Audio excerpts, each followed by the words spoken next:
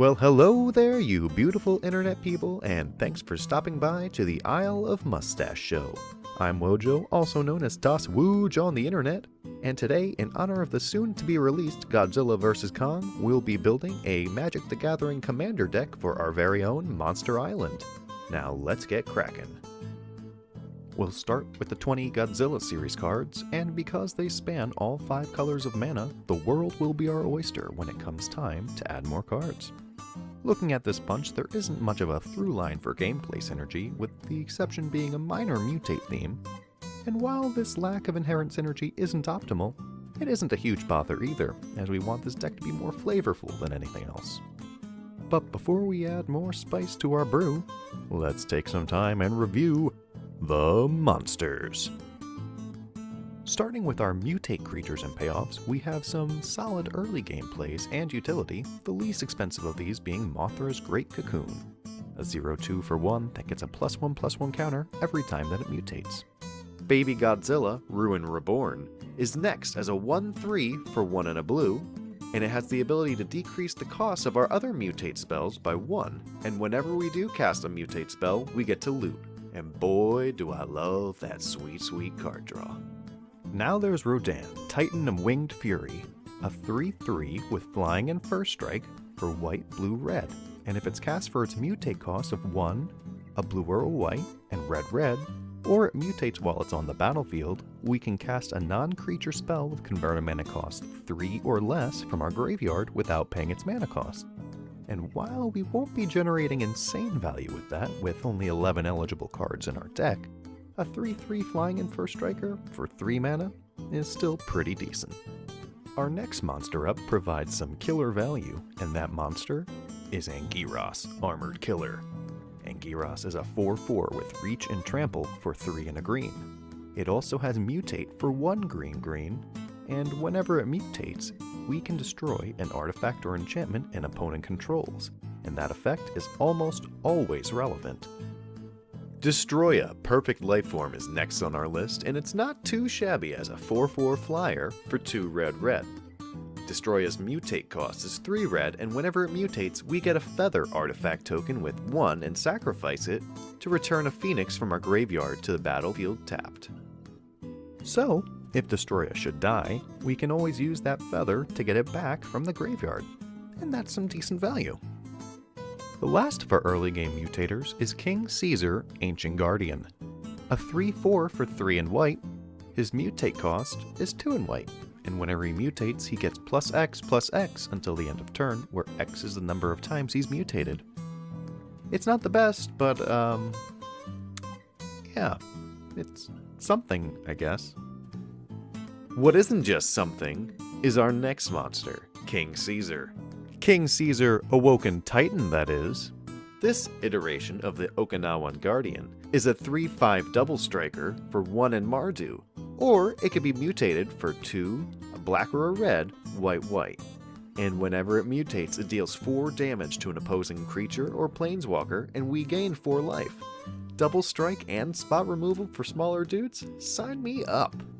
Next up is Batra, Dark Destroyer, a 3/3 flyer with flash for 2 black. Batra's mutate cost is 4 black, and whenever it mutates, we can destroy an opposing target creature or planeswalker. And while that may be a bit more on the expensive side of spot removal, interacting with opponents is always welcome and always appreciated. Biolante, Plant Beast Form, is our next monster. Biolante is a 5/5 with Death Touch and Lifelink for 2 and Abzan, and it has a mutate cost of 4, a white or a green, black. And whenever it mutates, we can return up to 10 power worth of creatures from our graveyard to the battlefield. Now, we're not a deck built to abuse this effect, but having some form of recursion can be very nice in a pinch. Speaking of recursion, let's talk about BioQuartz Space Godzilla. BioQuartz Space Godzilla is a 6/6 trampler for 2 and Sultai, and he has a mutate cost of 2, a blue or a black, green. What makes BioQuartz Space Godzilla's mutate so unique is that rather than having an effect upon mutation, he can instead be mutated onto creatures from the graveyard. Now talk about spicy. Last is arguably the most powerful mutate monster in our deck, and that of course is Ghidorah, King of the Cosmos. A 6/6 flying trampler for 2 and Temur. Ghidorah's mutate cost is 3, red or blue, green green, and whenever he mutates, we get to exile cards from the top of our library until we hit a non-land permanent card, which we are then given the option of either placing directly onto the battlefield or into our hand. And boy, do we have some bombs to hit with all these kaiju. Now that we finished setting the scene with our mutating Godzilla monsters, let's move on to our non-mutators, and we can start with Mechagodzilla Battle Fortress. Mechagodzilla Battle Fortress is a 0/0 for XX, and it enters the battlefield with X +1/+1 counters on it. Then, when it dies, we create a 1/1 Flying Thopter artifact creature token for each +1/+1 counter that was on Mechagodzilla. It also has the ability of 1 and tap to put a +1/+1 counter on Mechagodzilla. I really do like Hangerback Walker as a card. It's solid both early and mid-game, and while a massive vanilla beater isn't the best top deck late game, its death trigger is a nice insurance policy for some modicum of value should our monster bite the dust. Then we have Dorat, the perfect pet, a 1/1 flyer with haste for blue-red. Dorat has the ability that whenever you cast a non-creature spell, it gets a +1/+1 counter. That's it. Just a nice little early game ankle biter that has a fair amount of potential to grow throughout the course of the game with our 22 non-creature spells. Our next monster is not nearly as short and sweet as Dorat, and that monster is Mechagodzilla the Weapon. A 3/3 for 3 that has a doozy of an ability that reads, at the beginning of combat on your turn, choose a kind of counter at random that Mechagodzilla the Weapon doesn't have on it from among Flying, First Strike, Death Touch, Hexproof, Lifelink, Menace, Reach, Trample, Vigilance, and +1/+1. Put a counter of that kind on Mechagodzilla the Weapon. So every one of your combats you get to roll out a new ability. I've really grown to love playing this card. It starts out manageable, but if left alone over the course of a few turns, it can really grow into a pretty decent threat. And speaking of threatening cards, let's move on to Mothra Supersonic Queen. Mothra is a 3/4 flyer for 2 white that has the static ability of whenever a creature you control without flying dies, return it to the battlefield under its owner's control with a flying counter on it, which is excellent protection for us, as a good majority of the creatures in our deck do not fly. Next up is our Lizard of the Hour, the big man himself. That's right, it's time to talk about Godzilla, King of the Monsters. Godzilla King of the Monsters is a 7/3 with Trample for 3 red-green, and he has the ability that reads lethal damage dealt to creatures you control is determined by their power rather than their toughness. So, Godzilla King of the Monsters needs 7 points of damage to die instead of just 3. This effect is super strong, just not so much in our deck. Truth be told, we only have about 6 creatures in our deck that are affected positively by this, and conversely, we're looking at 9 creatures that are negatively impacted by this because they have a higher toughness than their power. But let's not forget that we aren't going for one of the most powerful decks, so a Nambo here or there, it isn't the end of the world. Now let's look at Gigan, Cyberclaw Terror. Gigan is a 6/6 for 4 blue or black, and while it may have Companion, our deck does not and could not meet the deck building restrictions of only even converted mana costs with our mission of using all of the Godzilla cards, so we can just ignore that little bit of rules text. The next bit is very useful though. Gigan has an Enter the Battlefield effect where each player mills 4 cards. Then, we put a creature card with an even converted mana cost from among the milled cards onto the battlefield under our control. So we stand at pretty decent odds to get 2 bodies for 6 mana, and one of them is already a fairly beefy beater. More solid value. And now we find ourselves at our final 3 Godzilla series cards, and they all have an ability in common, the ability to cycle. Godzilla Doom Inevitable is an 8/8 with Trample and Haste for 5 red, but it also has Cycling for 1 red, and whenever we cycle Godzilla Doom Inevitable, we'll shuffle it into our library from our graveyard. If we've cycled it 4 or more times this game, we get to put it onto the battlefield from our graveyard. I love this particular cycling effect because if we draw it early and we have some spare mana, we can just cycle it away and draw a fresh card and maintain the option to redraw into it where we can make that choice again. It allows for some flexibility, which is just wonderful. Then there is Space Godzilla Death Corona, an 8/8 with Death Touch for 6 black. Space Godzilla also has cycling for 2 black. But when you cycle it, we can put a Death Touch counter on a creature we control, which at instant speed makes for a fairly neat little combat trick. And last but certainly not least is Godzilla Primeval Champion, an absolute house as an 11/11 for 7 green. Godzilla Primeval Champion costs 1 green to cycle, and when we do, we can put a trample counter on a creature we control. Not as slick of a combat trick as Space Godzilla, but just looking at this card fills my inner Timmy with such an immense sense of glee. I love it. Now that we've completed the Godzilla series cards, we need to round out our deck with some more glue to help turn this mishmash of monsters into a deck that will actually function in games. But again, I'll remind you that we also want to try to make this deck flavorful. So, what we can do is take a look at Godzilla's fairly extensive rogues gallery and try to find some suitable magic cards to match. And if we're talking about Godzilla vs. King Kong, what better place to start than a card that looks to be heavily inspired by the overgrown Harambe? Kogla, the Titan Ape. Kogla is a 7/6 for 3 green, and when it enters the battlefield, it fights up to 1 target creature we don't control. And as mentioned before, interaction is always welcome, but the fun doesn't stop there.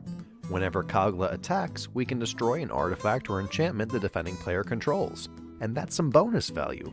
But wait, there's more! Because Kogla also has the ability for 1 in green, we return a human we control to its owner's hand, and Kogla gains indestructible until the end of turn. That's also some great value, although it's a little at odds with our mini mutate theme, as you cannot mutate onto humans, and with that being said, we only have 4 humans in the deck, so while it can be useful, the ability is rather unreliable. Godzilla has had a few allies throughout media, but one that unfortunately did not receive an official card is Mothra. Now I know we got the Cocoon and Supersonic Queen, but the non-representation of Larval Mothra seems almost criminal. Larval Mothra has had a knack for being around just in the nick of time to help out our reptilian hero numerous times. And so to represent this form of Mothra, I've decided to not go with a creature, but an instant spell. And that spell is Advent of the Worm. Advent of the Worm is an instant for 1 green white that reads, create a 5/5 worm creature token with trample. That's it, just an instant speed 5/5. A couple of notes on this choice though. First of all, yes, I realize that a worm, W-U-R-M, is not a worm, W-O-R-M, and it's in lore more closely related to a limbless dragon, but aesthetically the artwork on the card reminds me of a giant caterpillar, and the homonym is pretty dope. I did at one point consider the card Chiller Pillar for this spot, but the requirement of a snow-filled mana base is an incredibly tough sell when your only payoff is a draft common. But there's nothing saying that you couldn't do that yourself if you wanted to. The next monster in the Rogues Gallery is Orga, and the creature that will be representing Orga in our deck is Steelbane Hydra. Aside from the multiple heads, I do think the resemblance is pretty similar. Steelbane Hydra is a 0/0 for X green, and it enters the battlefield with X +1/+1 counters on it. It also has the ability for 2 and a green to remove a +1/+1 counter and destroy target artifact or enchantment. Hooray for more interaction! Hedorah, the alien pollution kaiju, is up next. When I look at Hedorah in its many forms, it just screams to me, ooze! And what better ooze to represent Hedorah than the Mimeoplasm, a 0/0 legendary ooze for 2 in Sultai, and when it enters the battlefield, you exile 2 creatures from graveyards. Then it enters as a copy of one of them with a number of +1/+1 counters on it equal to the power of the other. How's that for multiple forms? Following Hedorah, let's take a look at one of my favorite creatures from back in the day, Megalon. Megalon was able to burrow by combining its drill hands, and I thought it might be neat to play out that burrowing flavor by using a morph creature in Bane of the Living. A 4/3 insect for 2 black, Bane of the Living has morph where it can instead be played face down, underground, as a 2/2 for 3, and then turned face up at any time for X black, and when it's turned face up, all creatures get -X until the end of turn. In Mechagodzilla's second appearance in The Terror of Mechagodzilla, Godzilla was forced to take on not only his robotic doppelganger, but also another large dinosaur-like kaiju that is known as Titanosaurus. And with its design aesthetic and the ability to create gale force winds and whirlpools, we're going to use Itali Primal Storm as our representative. A 6/6 Elder Dinosaur for 4 red. Whenever Itali attacks, we exile the top card of each player's library, and then may cast any number of non-land cards exiled this way without paying their mana cost. Toot toot! All aboard the value train! Next up, Monster Island! Our next monster is a goofy looking dude, and his name is Gabara. Now it took some deep thinking to try and find a candidate to fill this specific kind of visual oddity, but I'm happy with where I landed.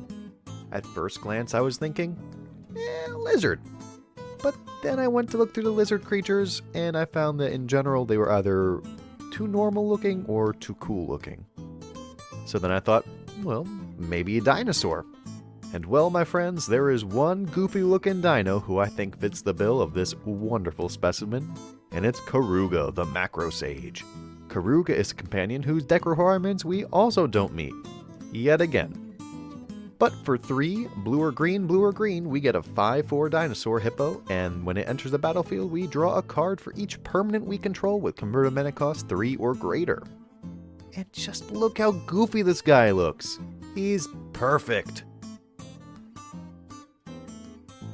In 1967, Toho released Son of Godzilla, where we first meet Minilla, also known as Baby Godzilla. And towards the end of the film, Godzilla and Minilla must work together to defeat the giant spider Kumonga. So, by virtue of being a giant spider with a tendency of making monsters attack in groups, we get to our representative, Thantis, the War Weaver. For 3 and Jund, Thantis is a 5/5 legendary spider with vigilance and reach.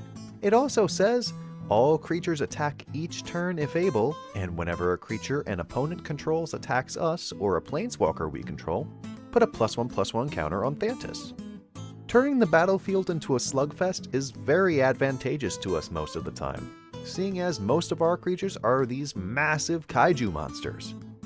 Will we take some hits on the crackback? Most likely. But if we wait to cast Thantis during our second main phase, we essentially get affected by the attack clause last, allowing us to stomp through our opponents unimpeded. Gorosaurus is our next monster we're going to add to our deck, and well, it's just kind of a generic looking dinosaur. So, as its rep, I'm going with Wayward Swordtooth. My reasons for this choice are twofold. 1, it's a generic looking dinosaur that's well statted as a 5/5 for 2 green. Second, its abilities are decent in value and they can help us ramp out more lands.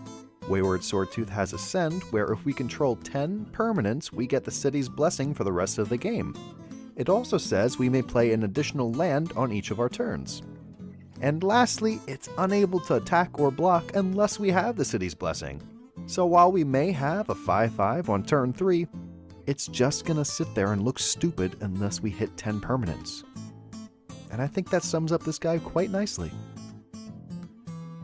Our next kaiju made its debut in 2019's Godzilla, King of the Monsters, and that creature is Behemoth.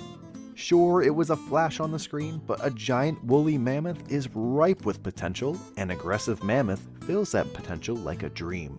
For 3 green, aggressive mammoth is an 8/8 with trample, and it gives all other creatures we control trample. This is huge, both as an 8/8 for 6, and by giving around 30 other creatures in our deck trample that didn't already have it. And let's not forget, most of them are quite sizable as well.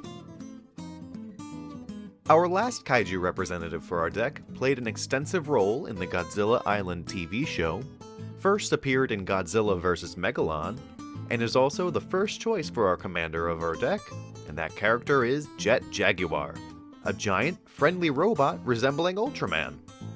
And our character to fill this hero's role is Golos, Tireless Pilgrim. Golos is a 3/5 for 5 mana that reads, when Golos Tireless Pilgrim enters the battlefield, you may search your library for a land card and put that card onto the battlefield tapped, then shuffle your library. So already Jet Jaguar is helping his friends out by ramping some lands and helping to fill all of the crazy color requirements for our deck. But Golos also has an activated ability. For 2 white, blue, black, red, green, we can exile the top 3 cards of our library and may play them this turn without paying their mana costs. Now I know many people groan at Golos as a commander for this reason, but having giant monsters appear out of the blue is typically how the cities in kaiju films get destroyed. And guess who will be playing the role of the cities in our games? That's right, our opponents. Now I know I just said our first choice as commander there, and I said that with a purpose. Knowing how unbearable some folks find Golos as a commander, we have a couple of other options built into our deck, and we'll touch on the first of those in our next section, which I am calling The Essence of Characters.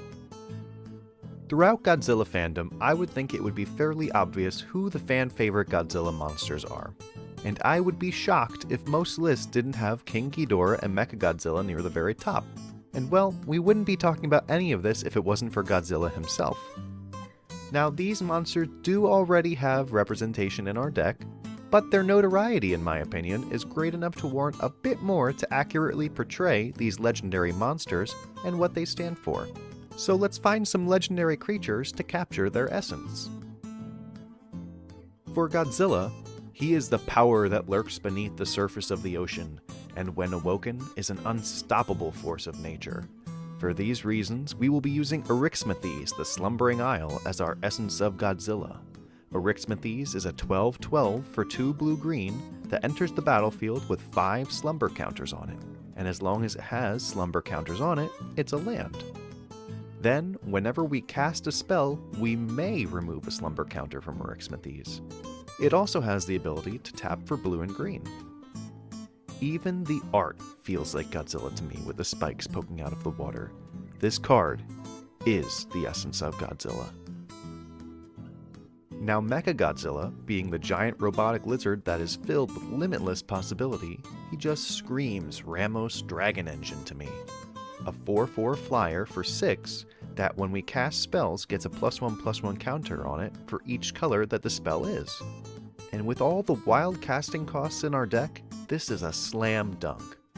Then, by removing 5 +1/+1 counters, we can add white, white, blue, blue, black, black, red, red, green, green to our mana pool once each turn.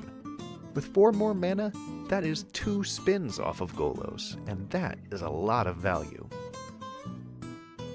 The lore behind Ghidorah describe it as an unstoppable godlike creature, and having been based on the Japanese Yamata no Orochi, I could see no better creature to depict the essence of Ghidorah than Progenitus.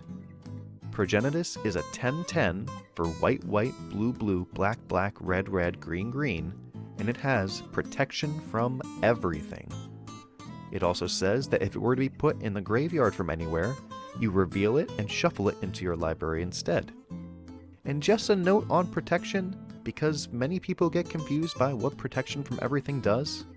Protection will save you from debt, that is, damage, enchanting and equipping, blocking, and targeting. Most notably missing are traditional wraths and other global effects like our aggressive mammoth from before. To wrap up our essence of characters, we have 2 hypothetical monsters to cover. They represent the kaiju yet to be seen. In any ongoing franchise, there is always potential for new characters, as demonstrated by Behemoth and the Mutos of the recent films. And as such, I wanted to add in a creature to represent the benevolent kaiju yet to be seen, and one to represent those darker, more malicious and primal monsters that we haven't seen yet. For our good-natured hypothetical monster, we will be using Gigantha the Wellspring. Yet another companion that we don't meet the companion requirements for, but for 4 and red or green, we get a 5/5 elemental elk that can tap for white, blue, black, red, green, which cannot be used to pay for generic mana costs. And then to demonstrate the malevolence yet to be seen by monsters, we will be adding in one of the most feared and reviled creatures throughout the entire format, a sick perversion of its kind counterpart, Vorinclex, Voice of Hunger, a 7/6 with trample for 6 green. Vorinclex makes it so that our lands produce double mana, while our opponent's lands become exerted when tapped and won't untap for a full turn cycle. And with that, we have arrived at our supporting cast. Yes, all of the monsters are absolutely wonderful, but no Godzilla film is complete without roles played by humans and the like. So let's go over our last few character references and archetypes, humanoid style. We'll start not with humans, but with aliens. Aliens play a fairly large role in Godzilla canon, creating the original Mechagodzilla and always scheming to try and take over the Earth. And with such great power, we will represent them through Jodah, Archmage Eternal. A 4/3 with flying for 1 and Jeskai, Jodah makes it so that rather than paying the casting cost for our spells, we can instead pay white, blue, black, red, green. And with so many high CMC and weird color requirements, he certainly can be a workhorse in our deck. Next we have the Wise Elder, the one who knows the lore of the monsters and is steeped in tradition. This role will be played by Chulane, Teller of Tales, a 2/4 with Vigilance for 2 and Bant. Chulane says whenever we cast a creature, we can draw a card, then we may put a land from our hand onto the battlefield, and for 3 and tapping him, we can return a creature we control to its owner's hand. The Shobijin are 2 tiny priestesses that have a telepathic link with Mothra, and are known for their singing to summon her. To represent them, we will be using Seedborn Muse, a 2/4 spirit for 3 green, that makes us untap all of our permanents during each other player's untap step, and Noble Hierarch, a 0/1 for green with Exalted. Whenever a creature you control attacks alone, that creature gets +1/+1 until the end of turn. It also has the ability to tap for white, blue, or green. Our next 2 archetypal characters would be the humans who take the side of Godzilla or try to understand him and the other monsters. To represent them, we will be using Beast Whisperer and Nissa Vastwood Seer. Beast Whisperer is a 2/3 for 2 green and has the ability whenever we cast a creature, we draw a card. While Nissa is a 2/2 for 2 green, and when she enters the battlefield, we may search our library for a basic forest and put it into our hand, then shuffle. She also has a triggered ability that when a land enters the battlefield for us, if we control 7 or more lands, she is exiled from the battlefield and then returns transformed under our control as Nissa, Sage Animist. Nissa Sage Animist enters the battlefield with 3 loyalty counters on her, and she has 3 abilities. +1, reveal the top card of our library. If it's a land, we may put it onto the battlefield, otherwise put it into your hand. -2, create Ashaya the Awoken World, a legendary 4/4 green elemental creature token. And -7, untap up to 6 target lands. They become 6/6 elemental creatures, they're still lands. And last on our list of humans would be a representative for those who truly connect with our giant reptilian hero. Folks like Miki Saigusa from the Heisei era. And for our representative for them, we will be using Sisei, Weatherlight Captain. Sisei is a 2/2 for 2 and white, and gets +1/+1 for each color among other legendary permanents we control. She also has the ability for Wooburg to tutor for a legendary permanent with converted mana cost less than her power, and put that card onto the battlefield, then we shuffle. If anyone has a connection to all of these legendary monsters in our deck, Sisei is it. And with that, we've wrapped the creature portion of our deck. But we're not quite done yet. There's still some questions to be answered, like, how did the monsters get here? And why are they even here? Well, maybe it was something they ate. Something that enabled such power, like a Mystic Remora. An enchantment for blue that reads, Cumulative Upkeep 1. At the beginning of your upkeep, put an age counter on this permanent, then sacrifice it unless you pay its upkeep cost for each age counter on it. Whenever an opponent casts a non-creature spell, you may draw a card unless that player pays 4. Or maybe it wasn't something they ate. Maybe over time they just underwent some colossification. For 5 green, Colossification is an enchantment aura with Enchant Creature, and when Colossification enters the battlefield, we tap the enchanted creature. That creature gets +20/+20. I'd say no big deal, but it's a very big deal. Or perhaps they just appeared. The aliens certainly could make something like that happen with a Genesis Ultimatum. For green, blue, red, Genesis Ultimatum is a sorcery that says, look at the top 5 cards of your library, put any number of permanent cards from among them onto the battlefield and the rest into your hand. Exile Genesis Ultimatum. It could also be argued that where there is one monster, more will be sure to appear, sometimes quite suddenly, and to represent the ever-present threat of more monsters appearing and the storms that come with them, we will use Maelstrom Nexus. An enchantment for white, blue, black, red, green, Maelstrom Nexus gives the first spell we cast each turn Cascade, meaning when we cast our first spell, we'll exile cards from the top of our library until we exile a non-land card that costs less. Then, we may cast it without paying its mana cost. We put the exiled cards on the bottom of our library then in a random order. It could just be that these creatures were simply cultivated by nature. And what better card for that than Cultivate? A sorcery for 2 green, Cultivate lets us search our library for up to 2 basic lands and put 1 onto the battlefield tapped and 1 into our hand. Then we shuffle. Some of these monsters may have been created or summoned to protect the Earth. It could be their destiny. And that brings us to Guardian Project, an enchantment for 3 green that reads, whenever a non-token creature enters the battlefield under your control, if it doesn't have the same name as another creature you control or another creature in your graveyard, draw a card. When talking about Godzilla, King of the Monsters, what does it mean to be king? Well, obviously he is the ruler of the natural world, and he rules from his Court of Bounty. An enchantment for 2 green that reads, when Court of Bounty enters the battlefield, you become the Monarch. Wink wink, nudge nudge. Ha! Got him! At the beginning of your upkeep, you may put a land card from your hand onto the battlefield. If you're the Monarch, instead you may put a creature or land from your hand onto the battlefield. One other idea is that these creatures have always been here, always growing from the ashes of the destruction of their predecessors, and thus we find ourselves at Grow from Ashes. A sorcery for 2 green, it has Kicker for 2, and it says, search your library for a basic land card, put it onto the battlefield, then shuffle your library.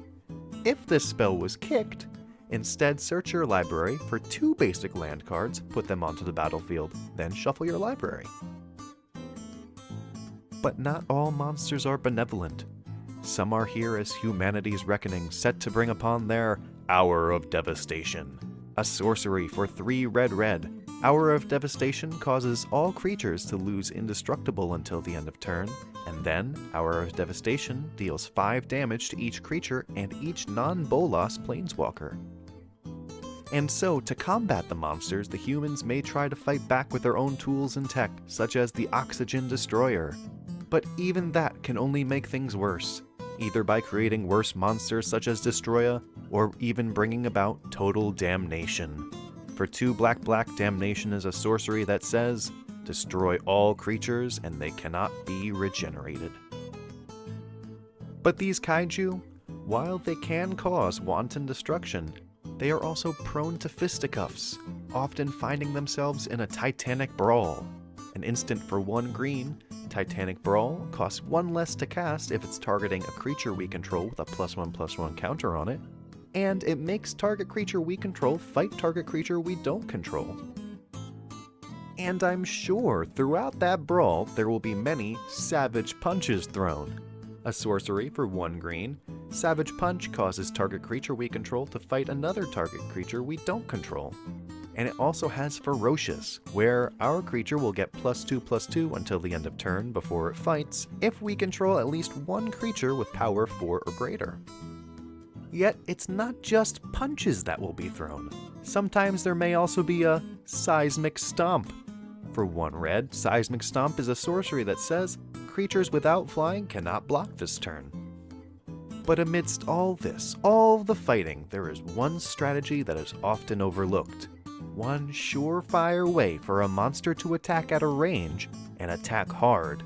What is this strategy? Why, it's only the proest of moves, the most invaluable abilities. I'm talking, of course, about throwing some rocks.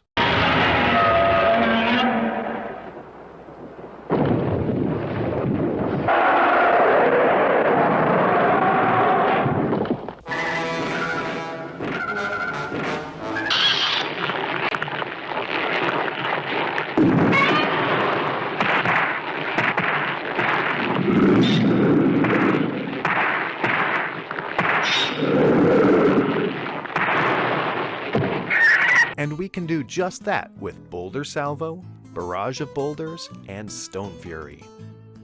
Boulder Salvo is a sorcery for 4 red, but it can be cast for its surge cost of 1 red if we have already cast any other spell on the turn we play it.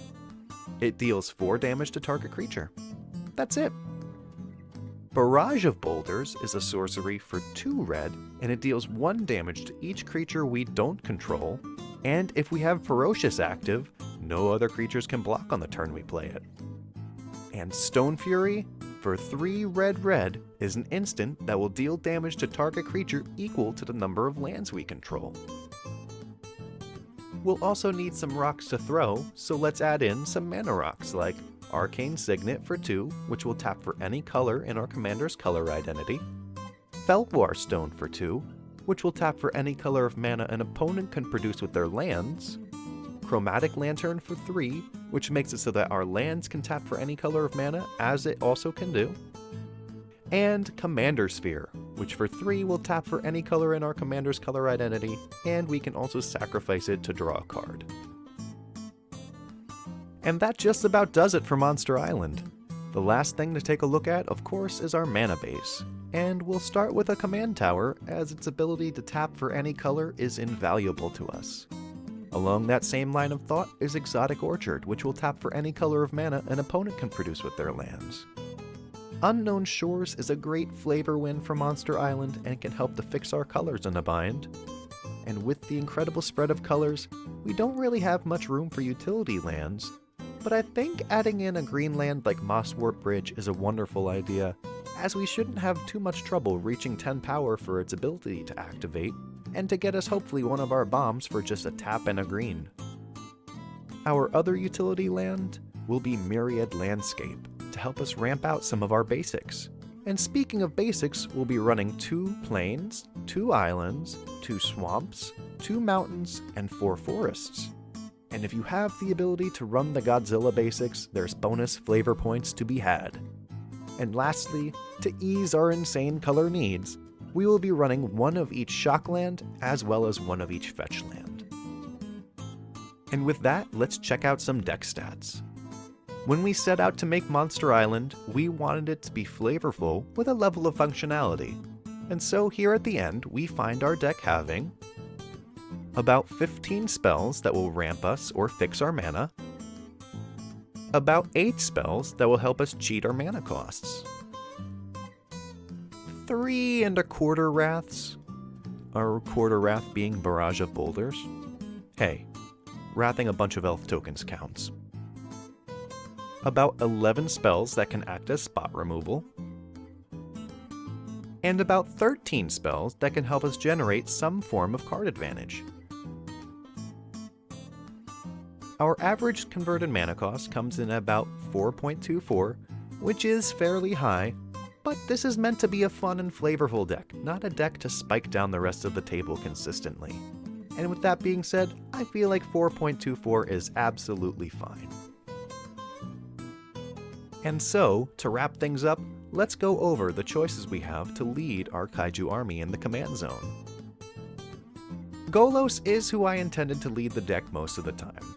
Having a ramp spell in the command zone is essential with how many high CMC spells we're running, and then having the ability to spin the wheel and cheat out some spells from the top of our library is the chef's kiss for this hodgepodge of monsters. But for playgroups who may get tired of seeing Golos, there are alternatives. Jodah, Sisay, Jegantha, and Ramos all have their own merits in the command zone. Jegantha and Ramos help to build our mana and ramp, Jodah acting as a fist of suns that we can cheat with, and Sisay helping tutor out monsters. If given the choice to rank them, I would probably put Ramos and Jegantha above Jodah, and bringing the bottom of this tier is Sisay, who could be higher, but our smallest CMC legends aside from Sisay are Nissa and Rodan at 3 CMC, so even at her floor, Sisay needs another point in power before being able to tutor anything. But if you're looking for memes and lulz, and to try a real test of courage, our last commander option is ripe with all of them. And that commander would be Progenitus. Do I anticipate it working? Hell no. But if your playgroup isn't digging Golos, old Progenitus is more than a step down in power. It's a leap down an entire flight of stairs. And we've done it. That is our deck tech for Monster Island. I hope you had fun and might have even learned something along the way. Did you see your favorite Godzilla creature or maybe discover a new one? Do you have any spicy and flavorful suggestions for the deck? Are you as hyped as I am for Godzilla vs. Kong? Let me know in the comments below. Also, be sure to let me know what other kinds of content you'd like to see here. We're a very new channel, and while I have a bunch of ideas, I am always open to suggestions. And don't forget to like, subscribe, and give that bell icon a whack to stay in the loop for when the next video comes out. Until then, I'm Wojo, and I'll see you next time on The Isle of Mustache Show. Peace!